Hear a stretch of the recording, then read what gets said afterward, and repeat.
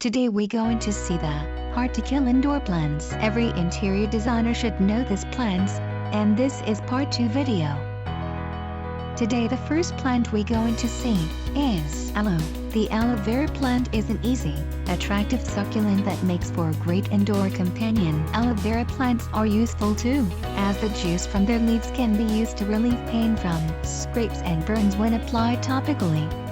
Aloe vera is a succulent plant species of the genus Aloe. The plant is stemless or very short-stemmed with thick, greenish, fleshy leaves that fan out from the plant's central stem. The margin of the leaf is serrated with small teeth. ECHEVERIA plants may be evergreen or deciduous. Flowers on short stalks.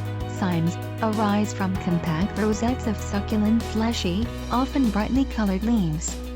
Species are polycarpic, meaning that they may flower and set seed many times over the course of their lifetimes. Often numerous offsets are produced and are commonly known as head and chicks, which can also refer to other genera, such as Sempervivum, that are significantly different from Echeveria. Many species of Echeveria serve important environmental roles, such as those of host plants for butterflies.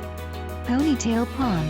Oddly enough, a ponytail palm tree is neither a palm nor a tree. In fact, it is a member of the agave family, and is actually a succulent. Other common names for this plant include the bottle palm tree or the elephant foot tree. In the past, it has been classified as either Nolina recurvata or Belcarnia recurvata, but the latter is now the correct classification of this plant. The common characteristics of this plant include a bulbous trunk, which is used to store water, and its long, hair-like leaves that grow from the top of the trunk like a ponytail, giving the plant its renowned name. Ox tongue. GETSTARTDESIGN is a genus of relatively rare aloe-like succulents. It sometimes goes by the colloquial name ox tongue, after the long, rough texture of the leaves. The plant is named for the sac-like shape of its flowers, which are supposed to resemble a stomach. The genus is native to South Africa, where it grows in lightly shaded conditions with excellent drainage. As a result,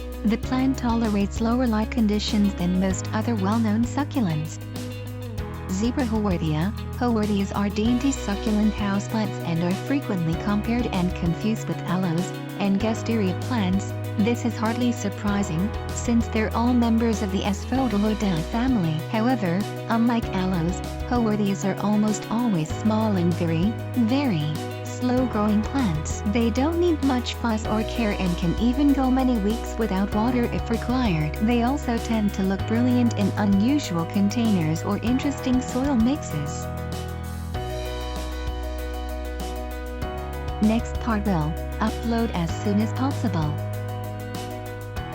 Like if you want to see more videos like this, and don't forget to subscribe because we upload new videos every day.